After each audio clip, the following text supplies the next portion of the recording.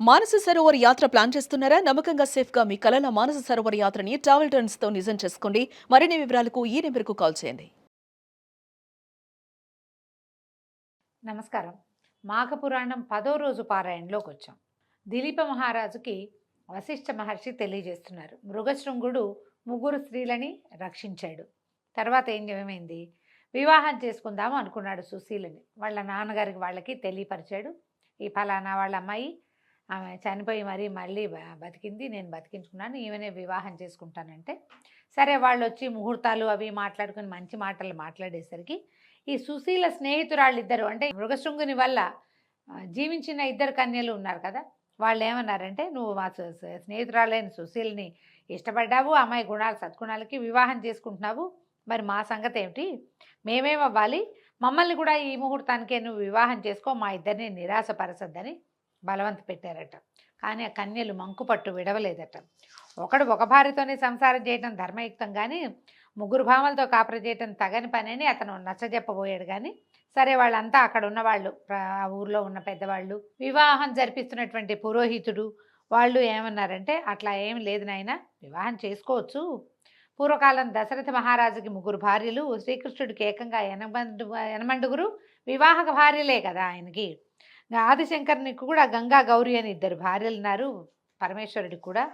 వాళ్ళకి లేని అభ్యంతరం నీకెందుకని బలవంత పెట్టేశారు కదా. సరే, ఇతను ఏం చేశాడు, ఒప్పుకున్నాడు. వచ్చిన పెద్దలు కూడా, అయ్యా నీ వల్ల జీవించారు వీళ్ళు, వీళ్ళతో పాటు నీ భార్య ఉందనుకో, కానీ నీ రుణాన ఉండిపోతారు, వివాహం చేసుకోమని చెప్పేశారు కల్లా. సరే, ఇక వాళ్ళు ఎంతసేపు ఏడుస్తుంటే నీకేం జైలు లభిస్తుంది, నీ మీద ప్రేమతోటి ఉన్నారు వాళ్ళు, నీ వల్లే బతికేం కాబట్టి అని నచ్చజెప్పాక ఆ ఇరువురు కన్యకల్ని కూడా పెళ్లి చేసుకున్నాడు. ముగ్గురు భార్యలతోటి చాలా సంతోషంగా హాయిగా ఉన్నాడు. మాఘస్నాన ఫలితం వల్లే అతనికి ముగ్గురు భార్యలు లభించారని వశిష్ఠ మహర్షి చెప్తున్నారు. మాఘస్నానం చేస్తే ముగ్గురు వస్తారని మాత్రం అనుకోకండి, చాలా ప్రాబ్లమ్స్ వస్తాయి, ఈ కాలం పాతకాలం కాదు కాబట్టి. సరే, ఇప్పుడు వివాహాలు ఎన్ని విధాలు ఏమిటి అని ఆయన అడిగేసరికల్లా అప్పుడు అడిగాడనమాట, ఇదేమిటి వివాహం, వీళ్ళు ముగ్గురు కన్యకల్ని ఒకేసారి చేస్తున్నాడు. వివాహాల గురించి దిలీప మహారాజు వశిష్ఠ మహర్షిని అడుగుతున్నాడు, అసలు వివాహాలు ఎన్ని విధాలు, వాటి సంగతి ఏమిటని అడిగితే వివరాలు చెప్పమంటే, వివాహాలు 8 రకాలు: బ్రాహ్మము, దైవతము, ఆర్షము, ప్రాజాపత్యము, అసురము, గాంధర్వము, రాక్షసము, పైశాచికము. వరుని ఆహ్వానించి సాలంకృత కన్యాదానం చేసేది బ్రాహ్మమట. యజ్ఞం కొరకు యజ్ఞం చేయించేవాడికి పిల్లనిచ్చి పెళ్లి చేయటం దైవత్వం అంటారు, దైవతం. 2 గోవుల్ని తీసుకుని కన్యకనిచ్చి పెళ్లి చేయటాన్ని ఆర్షం అంటారు. వీరిద్దరూ కలిసి కాపురం చేయండి అని శాసించే వివాహము ప్రాజాపత్యం, రాజుల కాలాల్లో జరిగేది ఇట్లా. తర్వాత వరుణించి ధనం పుచ్చుకుని కన్యనిచ్చి పెళ్లి చేయటం ఆసురము. అంటే మనకి ఇదివరకు మనకి ముందు తరాల్లో జరిగినటువంటి కన్యాదాన ప్రక్రియ ఇలాంటిది అయ్యి ఉండొచ్చు. ఒకరినొకరు ప్రేమించుకుని వివాహం చేసుకోవటాన్ని గాంధర్వం అంటారు. బలాత్కారంగా కన్యను తెచ్చుకుని వివాహం చేసుకుంటే రాక్షసం. మోసగించి కన్యను తీసుకుపోయి చేసుకునే పెళ్లిని పైశాచికం అంటారు. ఇవి అక్కడక్కడ జరుగుతున్నాయిలేండి, బలాత్కారాలు, పైశాచిక వివాహాలు జరుగుతున్నాయి. గాంధర్వ విధి వివాహాలు కూడా మనకు కనపడుతూనే ఉన్నాయి కదా. అయితే ఇది అధమాధమ పద్ధతులట. పాణిగ్రహణం, పాణిని చెయ్యిని ఇచ్చి పెళ్లి చేసుకుంటారు కాబట్టి, అంటే చెయ్యి అందించి వివాహానికి తీసుకెళ్తారు కాబట్టి పాణిగ్రహణం అంటారు. ఈ అష్టవిధ వివాహాలలో మొదటి 4 అందరూ ఒప్పుకుంటారు. కానీ అసుర, గాంధర్వ, రాక్షస, పైశాచిక వివాహాలు శాస్త్రసమ్మతమైనవి కావు. రాజుల కాలంలో ఇలా చేయబడేది గాంధర్వ వివాహం, రాజులు వాళ్ళు చేసుకునే వాళ్ళు తప్ప సామాన్య ప్రజానీకం ఎవరు మేము గాంధర్వ విధిని వివాహం చేసుకున్నామంటే అప్పటి కాలం ఒప్పుకునేది కాదట. ఇప్పుడు కూడా అదేమంత మంచిది కాదు, సేఫ్ కూడా కాదు. అయితే సత్ప్రవర్తనతోటి భగవంతుణ్ణి చేరాలంటే గృహస్థాశ్రమ ధర్మం ఒకటే మార్గం. దంపతులిద్దరూ పరస్పర ప్రేమానురాగాలతో ఉండటం, ఉన్నదాంతో సంతృప్తి పొందటం, గౌరవ మర్యాదలు మన్ననలతోటి ప్రవర్తించటం, అతిథి సత్కారాలు చేయటం, దైవభక్తిని కలిగి ఉండటం ఇత్యాది సద్గుణ సంపన్నమైతే అయినదైతేనే సరైన గృహస్థాశ్రమ ధర్మంగా చెప్తారు. ఈ వివాహ సాంప్రదాయాలు, గృహస్థాశ్రమ ధర్మాలు, పతివ్రత లక్షణాలు చాలా చెప్తున్నారండి. దీన్ని దాటుకుని మనం కథలోకి వెళ్దాం. మృగశృంగుడు పరిణయమాడిన ముగ్గురు కన్యలు కూడా ఉత్తమ పతివ్రత లక్షణాలు ఉన్నవాళ్ళు, చాలా బుద్ధిమంతులుగా ఉండేవాళ్ళు. కాబట్టి ఆయన సంసారం 3 పువ్వులు 6 కాయలుగా నడిచింది. వాళ్ళు అట్లా గృహస్థాశ్రమ ధర్మాలు పాటించి సుఖించారు. మృగశృంగుడు మిగిలి సుఖంగా ఉన్న కాలంలోనే అరమరికలు లేకుండా ఉంటూ ఉండగా దాని ఫలితాన్ని అనుభవించే సమయం ఆసన్నమైంది. మృగశృంగుడి భార్యల్లో ఒకరైనటువంటి సుశీల, అంటే మొదట ఆయన ఎవరిని పెళ్లి చేసుకోదలుచుకున్నాడో ఆ అమ్మాయి గర్భం ధరించింది. చాలా సంతోషించారు. మృకండు అనే పేరు పెట్టారు. పిల్లవాడు మగ పిల్లవాడు కలిగారు. ముగ్గురు తల్లులు మృకండుని ఎంతో ముచ్చటగా చక్కగా చూసుకునేవాళ్ళు. దినదిన ప్రవర్ధమానంగా పెరిగాడు. పువ్వు పుట్టగానే పరిమళిస్తుందన్నట్టుగా మృకండు తల్లిదండ్రుల పట్ల పెద్దల పట్ల గౌరవ మర్యాదలతోటి వినయ విధేయతలతోటి మెలిగేవాడు. అందరినీ ఆకర్షించేవాడు, పెద్దల్ని మురిపించేవాడు. కాలగమనంలో పిల్లవాడికి 5-6 సంవత్సరాలు నిండినాయి. ఉపనయనం చేసి విద్యాభ్యాసానికి గురుకులానికి పంపించారు. గురుకులంలో కూడా అతను ఉత్తమ విద్యార్థిగానే ఉన్నాడు. చక్కగా సకల శాస్త్రాలు నేర్చుకుని సకల సద్గుణ సంపన్నుడుగా తయారయ్యాడు. యుక్త వయసు వచ్చేసరికల్లా శాస్త్రకోవిదుడుగా అయ్యాడు. అన్ని శాస్త్రాలు చదువుకున్నాడనమాట. సరే, వీళ్ళు ఏం చేశారు, యుక్త వయసు వచ్చాక ఈ మృకండుడికి అతని తల్లిదండ్రులు మరుద్వతి అనే కన్యని ఇచ్చి వివాహం చేశారు. అప్పటి నుంచి గృహస్థాశ్రమాన్ని స్వీకరించాడట. ఇక మృగశృంగుని యొక్క మిగిలిన 2 భార్యలకి కూడా సంతానం కలిగింది. మగపిల్లలు కలిగారు. ఈ మృకండుడి విషయమే మనకి ప్రత్యేకంగా చెప్తారనమాట. వాళ్ళను కూడా ఇట్లాగే శాస్త్రపారంగతులుగా పండితోత్తములుగా తీర్చిదిద్ది వాళ్ళకు కూడా వివాహాలు జరిపి కుటుంబ పరివారం అంతా మాఘమాస నదీ స్నానాలు, పూజలు ఇత్యాదులన్నింటినీ విధిగా నిర్వహించేలాగా కట్టడి చేసి ఉంచుకున్నాడట మృగశృంగుడు. క్రమంగా మనుమలు కలిగారు. వంశాభివృద్ధి కలిగింది. శేష జీవితం అంతా చాలా సంతోషంగా ఉండి భగవత్ సాన్నిధ్యంలో గడపటం కోసం అడవికి పోయి తపస్సు చేసుకోవటం మొదలుపెట్టాడు. ఆయన వానప్రస్థాశ్రమం లాంటిది స్వీకరించాడు. మహావిష్ణువుని ప్రసన్నం చేసుకున్నాడు. తర్వాత శ్రీహరి కృపకు పాత్రుడై వైకుంఠ ప్రాప్తిని పొందాడు. సరే, ఈ రకంగా మాఘమాస నదీ స్నానాల వల్ల ఆయనకి తను కోరుకున్న కన్య లభించింది. కన్యతో పాటు మరిద్దరు కన్యకలు లభించారు. వారి వాళ్ళ సంతానం కలిగింది. ఆ సంతానానికి కూడా సంతానం కలిగింది. తను ఎట్లా చదివించదలుచుకున్నాడో, ఎలాంటి విధానం తన కుటుంబంలో కావాలనుకున్నాడో అది ఇతనికి లభించింది. మాఘస్నాన ఫలితమే ఇదని మహర్షి రాజుగారికి చెప్తున్నారు. క్రమంగా ఏమైంది, ఇతను జ్యేష్ఠపుత్రుడైన మృకండు గురించి చెప్తున్నారు. తండ్రి అయిన మృగశృంగుడు అడవికి వెళ్ళిపోయిన తర్వాత మృకండుడే ఈ సంసార భారం అంతా మోసేవాడట. సుఖంగా సంసారం చేసుకునేవాడు. చక్కగా ఇల్లు వాకిలి అతనే హ్యాండిల్ చేసేవాడు. కుటుంబంలో ఏ అశాంతి లేకున్నా కూడా మృకండుడికి ఒక విచారం పట్టి పీడిచేది. అతనికి సంతానం కలగలేదు. చాలా కాలం పట్టిందట.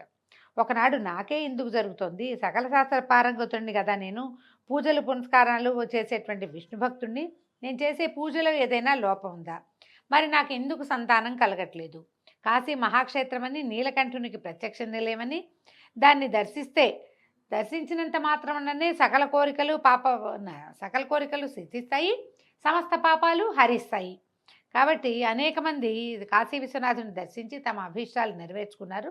కాబట్టి నేను కూడా సతీ సమేతంగా వెళ్ళి కాశీ విశ్వనాథుని దర్శనం చేసుకుంటాను. నా సంతానం కావాలన్న నా కోరిక అక్కడికి వెళ్ళాక తీరుతుందని భావించి ఏదో ఏర్పాటు చేసుకుని అతను కాశీ ప్రయాణం చేశాడట. ఆ రోజుల్లో కాశీకి వెళ్ళాలంటే నరకయాతన ఉండేదట. కాశీకి పోయినవాడు కాటికి పోయినవాడు ఒకటేననేవాళ్ళు. పైగా మన వాళ్ళు కాశ్యాంతు మరణాన్ముక్తి అని ఒక వాక్యం చెప్పుకుని ఆ కాశీలో మరణించటానికే వెళ్ళేవాళ్ళు కూడా జాబితాలు కూడా చాలా ఉండేవి అప్పట్లో. దీనికి కారణం ఏంటంటే మార్గమధ్యంలో దట్టమైన అడవి ప్రదేశం, కాలినడకన వెళ్ళాలి, క్రూర మృగాలు ఎక్కువ, విషపూరితమైనటువంటి క్రిమికీటకాలు, తర్వాత ఆహారం లభించేది కాదు, రోజుల తరబడి నడవాల్సి వచ్చేది. ఆనాటి కాశీ ప్రయాణం అత్యంత ప్రమాదభరితంగా ఉండేది. ఒకవేళ ఎవరైనా వెళ్ళి తిరిగి వస్తే కాశీ నుంచి పునర్జన్మ ఎత్తినట్టని బ్రహ్మరథం పట్టేవారట ప్రజలంతా. సరే, అతి కష్టం మీద ఆ అడవినంతా దాటి మృకండు మరుద్వతి సమేతుడుగా కాశీ పుణ్యక్షేత్రానికి చేరుకున్నాడు. కుటుంబాన్ని కూడా తీసుకెళ్ళాడు. కాశీ పుణ్యక్షేత్రం పవిత్ర గంగానదీ తీరంలో ఉంది. ప్రశాంతంగా ప్రవహిస్తున్నటువంటి ఆ పవిత్ర గంగానదిని చూడగానే మృకండు ప్రశాంత చిత్తంతో అక్కడ ప్రసిద్ధి చెందిన మణికర్ణికా ఘట్టంలోని కాలకృత్యాలు, స్నానాదులు చేసుకుని విశ్వేశ్వరుణ్ణి దర్శించాడు. పరమానందం కలిగింది. తన జన్మ ధన్యమైపోయింది అనుకున్నట్ట. కైలాసంలో ఉన్న పరమేశ్వరుని చూస్తున్నట్టే భావించి ఎంతో సంతోషించాడు. సరే, అపుత్రస్య గతిర్నాస్తి అని నీకు తెలియదా బాబావు స్వామి, పుత్రులు లేని వాళ్ళకి పున్నామ నరకం వస్తుంది, నన్ను అందులో పడేయద్దు, నేను చేసిన తప్పే ఉంది, అన్నీ బాగున్నాయి కానీ సంతానం కలగటం లేదు అని పరిపరి విధాలుగా ప్రార్థించాడు. సరే, అక్కడి నుంచి ఏం చేశాడు మృకండు, అక్కడ ఒక శివలింగాన్ని ప్రతిష్ఠ చేసి కాశీనగరంలో మృకండేశ్వర లింగం అని నామకరణం చేశాడు.